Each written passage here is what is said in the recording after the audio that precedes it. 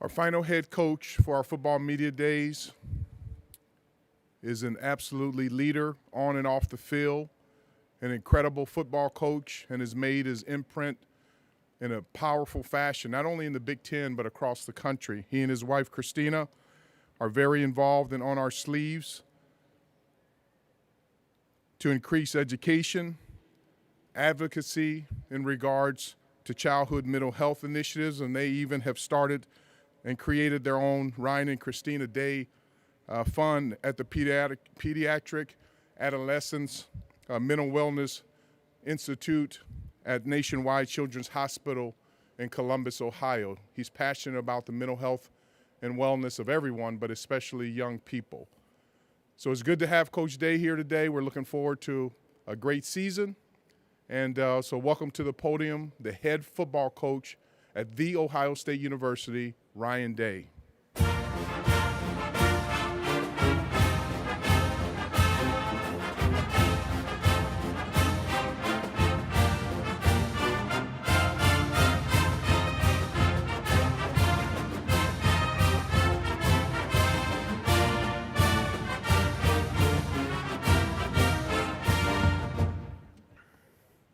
Hi, everybody.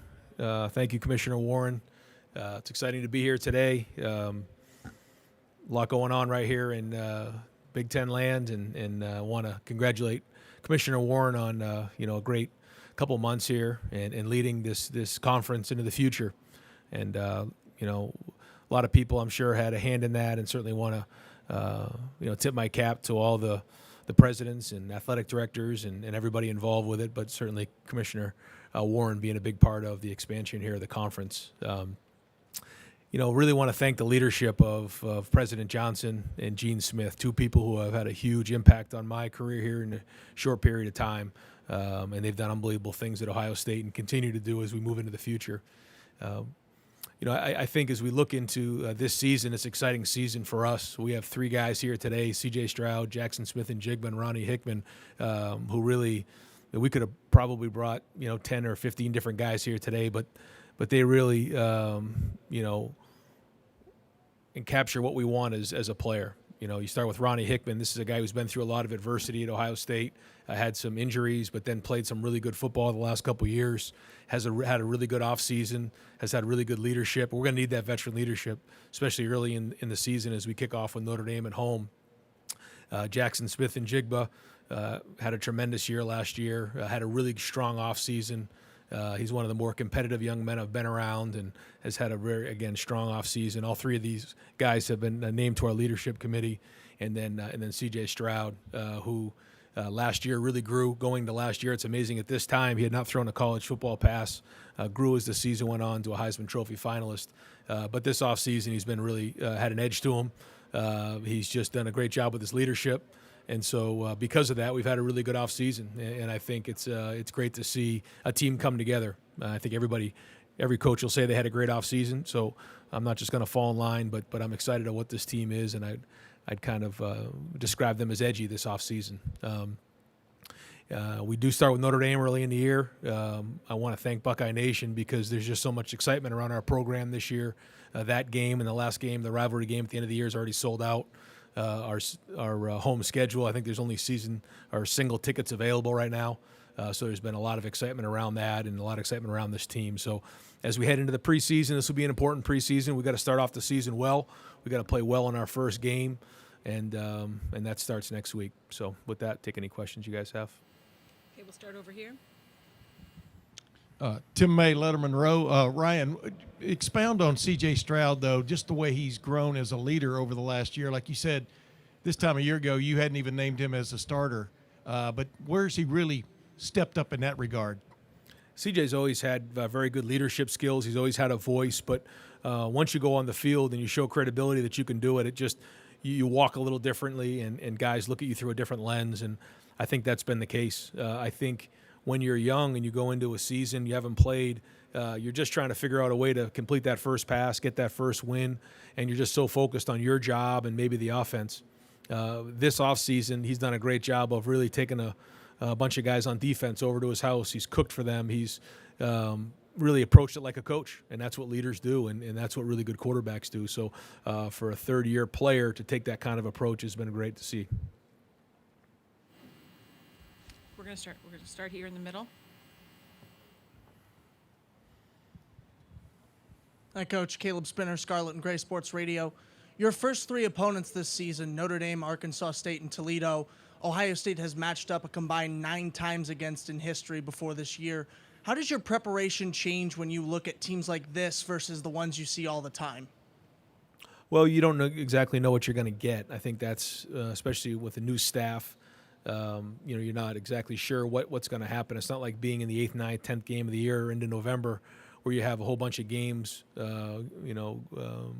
cut-ups to watch and expectations and tendencies. So you have to focus on yourself. You have to focus on fundamentals. You have to be able to adjust in game and try to do the best you can to have contingency plans in place for those games. We'll go here. Hi, Ryan. Dave Biddle from 24/7 Sports.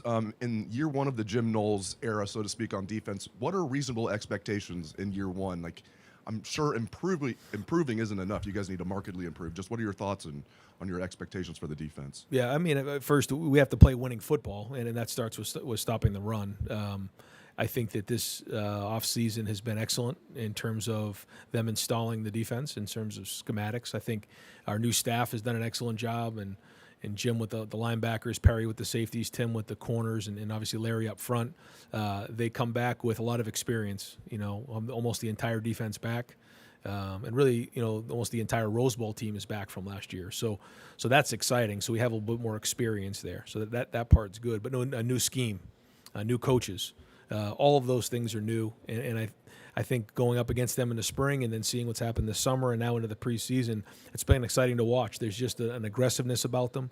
But in terms of expectations, I mean, yeah, we expect a top 10 defense. I mean, that's what we want. And, when we've played our best football, it's because we played really good defense and we've been balanced and played complementary football. So, we want to obviously stop the run to begin with and then go from there. But we expect a top 10 defense. Yeah, Rob Aller, Columbus Dispatch. Ryan, you said Jackson's one of the more competitive guys you've seen. These guys are all competitive. What makes him different? Can you have any detail, or can you get into that a little bit? Well, he's not a real a talkative guy just in terms of on the field. I mean, he kind of keeps to himself, but when he says something, people listen. And when he does speak, he's got a backbone. He's strong in what he says and his opinions. And he believes in hard work. He believes in toughness. When you watch the way he plays, he's tough. Winning really matters to him. He tries to win every rep when he's out there. I've just been very impressed with the way he's practiced, the way he plays. He doesn't want to miss a rep. That's just the way he is. He's a no-nonsense kind of guy, and he doesn't stand for people making excuses. He doesn't stand for people not being accountable. And, for somebody who isn't real talkative or loud, he does, in his own way, hold guys accountable. And I think his competitiveness shows that way, and he leads by playing really, really hard. And I think you saw that, especially in the last game, but you saw that in other games as well, just how hard he plays.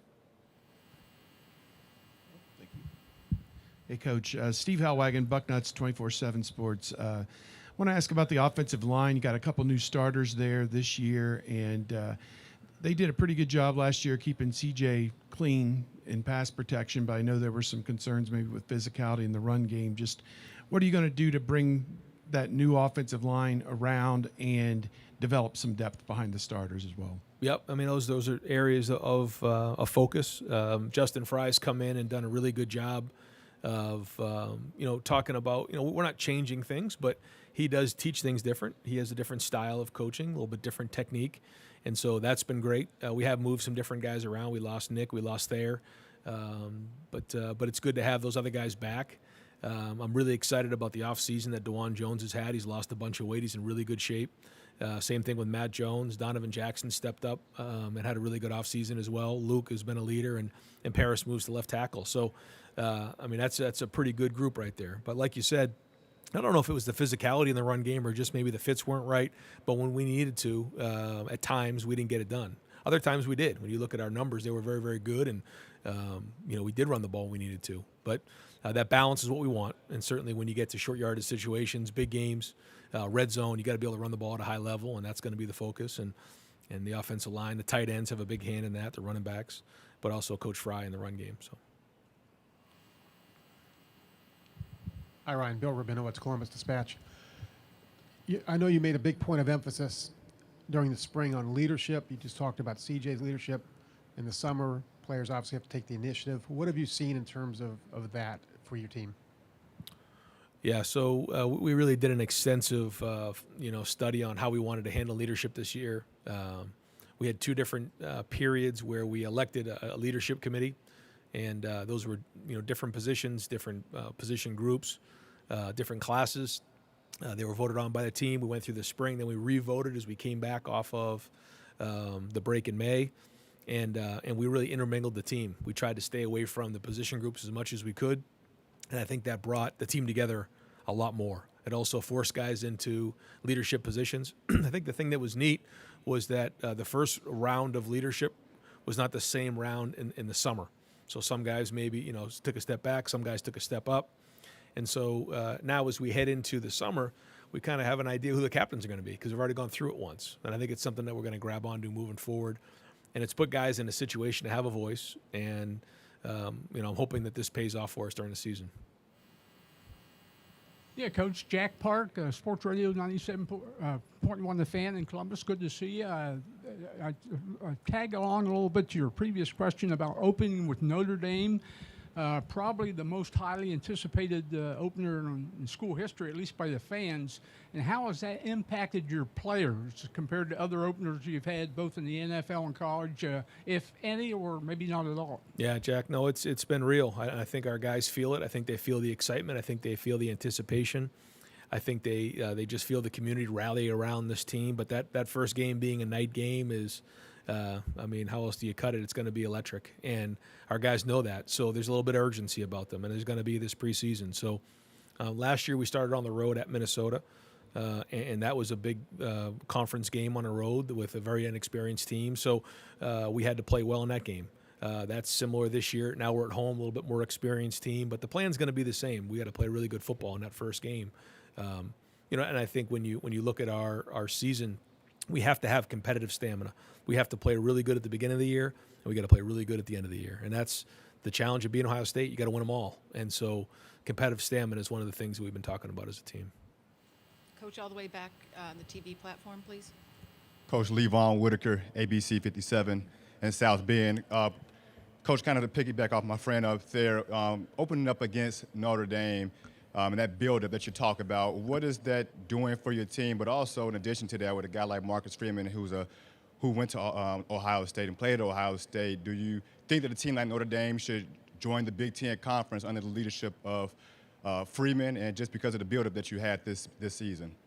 Well, I think it's an exciting time for our fans, an exciting time for our team. It's obviously an exciting time for the Big Ten, and obviously the things that have gone on here in the last couple months. And so I think it's a great opportunity to play against a really good opponent. Marcus Freeman does a very, very good job. He's got a really good staff. They're very knowledgeable, very energetic, do a great job in recruiting, do a great job schematically. So it's going to be a really big challenge for us. They have a really good team coming into Ohio State. So all those things kind of have our guys' attention. And so I think there is a little bit of more attention to our guys, just knowing what a big game we have to start the season off with. Hey, Coach Day. Tino Bovenzi with Spectrum News 1. I've had some time to process the loss to the team up north last year.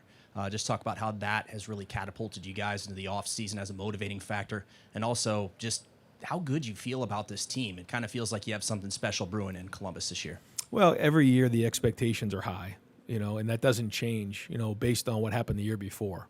The expectation is to win them all, and that's I said that in my opening press conference when I was named the head coach, and that's just the way it is. So, maybe at some places 11-2 with a Rose Bowl victory is a good year. It isn't at Ohio State. And so our three goals are beat the team up north, win the Big Ten championship, win the national championship. That's the goal. Those three things didn't happen last year. So that didn't change this year, next year, or the year before. Just a different team, a different group of guys, more experienced. Again, when you think about those first few games last year, we had a lot of young guys, and now we've gone through a whole season of off-season together. I think our guys are a little scarred. They're a little calloused. They know what it's like to lose a game, and that's not fun. And so, we remind our guys about that regularly, but we also know we have to move forward and focus on what's coming next. Okay, thank you, Coach. Just a reminder that all the coaches will have podium sessions this afternoon that will last an hour. So those of you who did not